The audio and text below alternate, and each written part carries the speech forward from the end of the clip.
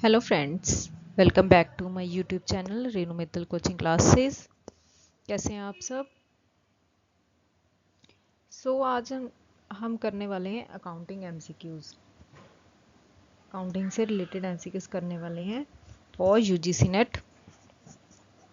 Let's start. Here is a first question. Liquid और quick acids. Liquid और quick acids कौन सी होती हैं? सबसे पहले लिक्विड एसिड्स कौन सी होती हैं? लिक्विड एसिड्स वो एसिड्स होती हैं जिनको कि हम इजीली क्या है with in very short period of time easily convertible into cash, right? Now current assets minus stock plus work in progress, current assets plus stock plus work in progress, current assets plus stock plus work in progress, current assets plus work in progress minus stock. इनमें से current assets कौन सी होंगी? Current liquid और quick acids कौन सी होंगी? Sorry, current assets minus stock plus work in progress, right? Because जो stock है और जो हमारा वर्क इन प्रोग्रेस है इस कैन और can not be easily convertible into cash. So liquid और करंट क्विक एसिड्स में क्या आएगा हमारा? ओनली करंट एसिड्स आएंगी, राइट? उनमें ना स्टॉक आएगा ना ही वर्क इन प्रोग्रेस आएगा। So correct option will become option A. Clear? Next question. Lower the debt equity ratio, कि जो हमारी डेट इक्विटी रेशियो है अगर वो लो है तो वो क्या इंडिकेट कर रही है? Lower the protection to the creditors, higher the protection to the creditors, it does not affect the creditors and the none of the above. हमारी जो लो डेट इक्विटी रेशियो है वो क्या कर रही है, क्या शो कर रही है? Higher the protection to the creditors, higher the protection to creditor means lower the debt equity ratio. That means company ने कम से कम लोन क्या है डेट इशू किया हुआ है, राइट? उनके ऊपर क्या है क्रेडिटर्स का कि फिर उतनी ही सिक्योरिटी होगी। बिकॉज अगर ज़्यादा हमारा डेट इक्विटी रेशियो होगा दैट मीन्स कंपनी क्या है ज़्यादा कंपनी के जो क्रेडिटर्स हैं वो ज़्यादा हैं एंड उनकी जो पेमेंट होगी वो can be delayed. Lower the debt equity ratio means higher is the protection to the creditors. Creditors usually like a low debt to equity ratio because a low ratio is the indication of greater protection to their money, right? Next, a higher inventory ratio indicates कि अगर आपकी company में जो inventory ratio है वो higher है, वो क्या इंडिकेट कर रही है? Better inventory management, quicker turnover and both A and B. A higher inventory ratio आप बताओ क्या इंडिकेट कर रही है? That is better inventory management as well as quick turnover, right? Our correct option is option A and B both. Next question. Return on investment ratio. Return on investment ratio क्या होती है? Gross profit divided by net sales into 100. Gross profit into sales divided by fixed assets into 100. Net profit divided by sales into 100. Net profit divided by total assets into 100. हमारी जो return on investment ratio है वो कैसे calculate होती है? सबसे पहले हमें रिटर्न किस पे मिलता है? रिटर्न मिलता है हमारी return on investment ratio means हमारी टोटल एसेट्स के ऊपर, टोटल एसेट्स के ऊपर, राइट? हमारा करेक्ट ऑप्शन क्या हो जाएगा? नेट प्रॉफिट कितना आ रहा है divided by total assets into 100। Return on investment is a performance measure used to evaluate the efficiency of an investment or compare the efficiency of a number of different investment, right? क्या है ये? performance measure है जो कि efficiency हमारी investment की efficiency को measure करता है। next, a low return on investment ratio indicates, अगर हमारी return on investment ratio low है तो वो क्या इंडिकेट कर रही है? Improper utilisation of resources, over investment in assets, both A and B. अगर हमारी जो रिटर्न ऑन इन्वेस्टमेंट रेशियो है वो उसकी जो रेशियो है वो कम है, वो क्या इंडिकेट करती है? Improper utilisation as well as over investment in assets, की हमने एसेट्स में ओवर इन्वेस्टमेंट कर रखी है, राइट? जिसका कि हमने इन्वेस्टमेंट ज़्यादा कर रखी है बट हमें रिटर्न्स क्या है, proper up to adequate returns नहीं रिसीव हो रहे। Clear? Next, sales expenditure budget is prepared by estimating the expenses of. जो हमारा सेल्स एक्सपेंडिचर बजट है वो कौन से एक्सपेंसेस को एस्टिमेट करके बनाया जाता है? Advertisement expenses, market analysis, salesman salary and the all of the above. So जो हमारा सेल्स एक्सपेंडिचर बजट है वो इन सब को कंक्लूड करके बनाया जाता है। So our correct option is option D. Next, budgeting is difficult to apply in the following cases. Budgeting is difficult to apply in the following cases. Which are these cases?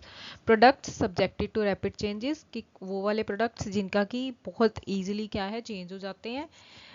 Job ordering, manufacturing, uncertain market condition and the all of the above. So budgeting क्या है, इन सभी cases में क्या है, difficult हो जाती है, right? कि जहाँ पे हम मार्केट कंडीशन को ही सर्टेन नहीं है कि क्या कभी भी कुछ भी हो सकता है, अप एंड डाउन आते रहते हैं। जॉब ऑर्डर मैन्युफैक्चरिंग मीन्स वो वाली जॉब्स जहाँ पे जब ऑर्डर होगा तभी मैन्युफैक्चरिंग होगी। एंड प्रोडक्ट्स जो कि बहुत ईजिली चेंज हो जाते हैं, जिनमें रैपिड चेंजेस आ जाते हैं, सो वो क्या होंगे, उन केसेस में बजटिंग हमारी पॉसिबल नहीं होती।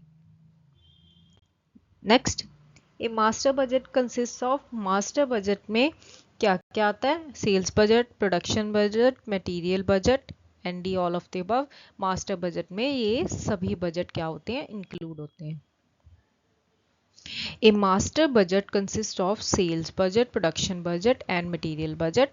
The master budget is the aggregation of all lower level budgets produced by a company's various functional areas and also includes budgeted financial statements, a cash forecast and a financing plan.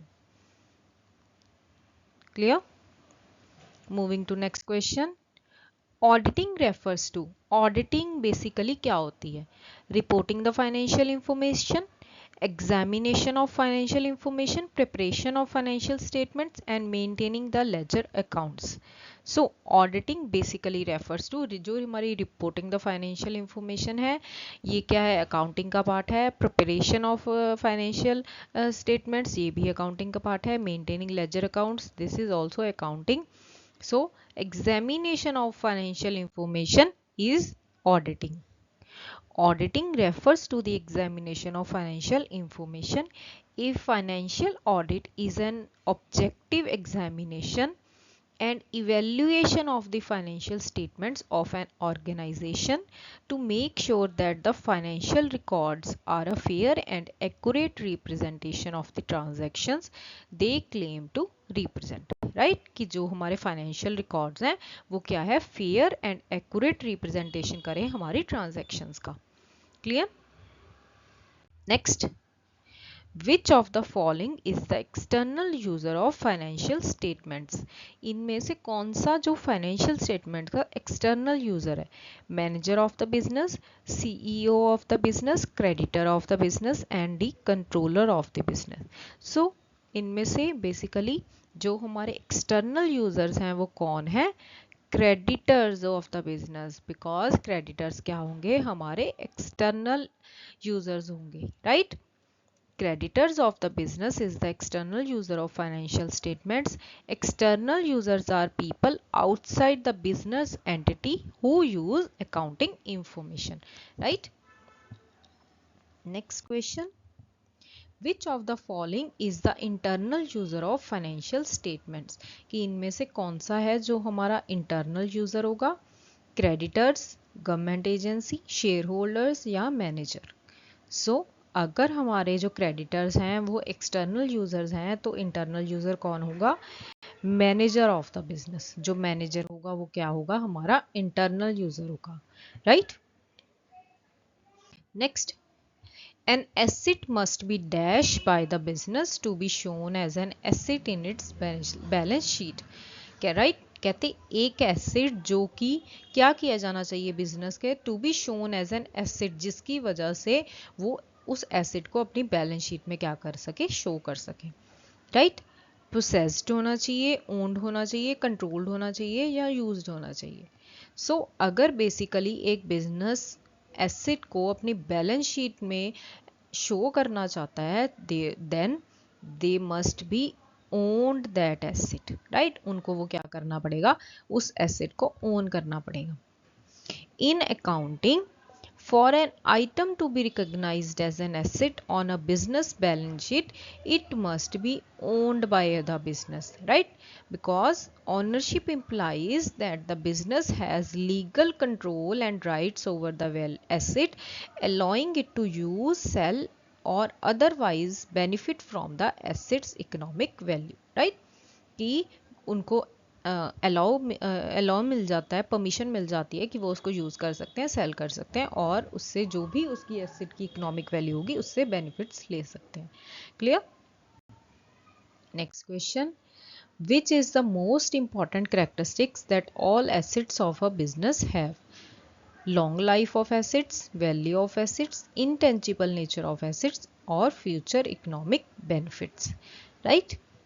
जो most important characteristics है of all assets of a business have, that is future economic benefits. Because जो assets होते हैं वो क्या हैं, एक बार अगर हम उनको परचेज कर लेते हैं, उनकी जो हमें बेनिफिट्स हैं वो क्या है, फ्यूचर में रिसीव होते रहते हैं, right. What is equity? Equity क्या होती है? Cash from the business, liability of a business, owners claim on total assets, owners claim on total liability. Equity means कि जो एक ओनर के हाथ में जितने परसेंट का कंट्रोल है, that is his equity. Therefore equity is owners claim on total asset. Owner's claim on total assets is equity. Total claims include liabilities, which are all the debts that the business owes but has not yet paid out, right? उसमें क्या है, total claims में liabilities भी आती हैं, as well as owner's equity, the value of the business that was granted by owner's investment, right? Next question. Dash is the withdrawal of cash and goods by the owner of the business for his her personal use, right? कि अगर कोई business person cash या goods क्या है draw करता है, withdrawal करता है from for his personal use, उनको क्या बोला जाता है? Depreciation, drawings, outflow of cash और एप्रिसिएशन। तो उनको क्या बोला जाता है? अगर कोई बिजनेस पर्सन अपने पर्सनल यूज के लिए कैश या गुड्स विड्रॉ करता है, उनको ड्रॉइंग्स बोला जाता है। Drawings is the withdrawal of cash and goods by the owner of the business for his her personal use. Assets in the form of cash or goods which are withdrawn from a business by the owner for their personal use are termed as drawings, right? Next question. Net loss occurs when, net loss कब होता है? When expenses are greater than income, expenses are less than income. So यहाँ पे net loss की बात हो रही है, so ये ऑप्शन तो हो नहीं सकता। Expenses is equals to income, this is also not become. Liabilities are greater than income, the no. So net loss occurs when expenses are greater than income. A net loss, sometimes referred to as net operating loss, occurs when expenses exceed the income or total revenue produced for a given period of time, right? Clear? So आज की video में बस इतने ही questions थे। Thank you so much for watching my video. Please subscribe my channel Reenu Mittal coaching classes से। Stay tuned for more such videos. Thank you so much.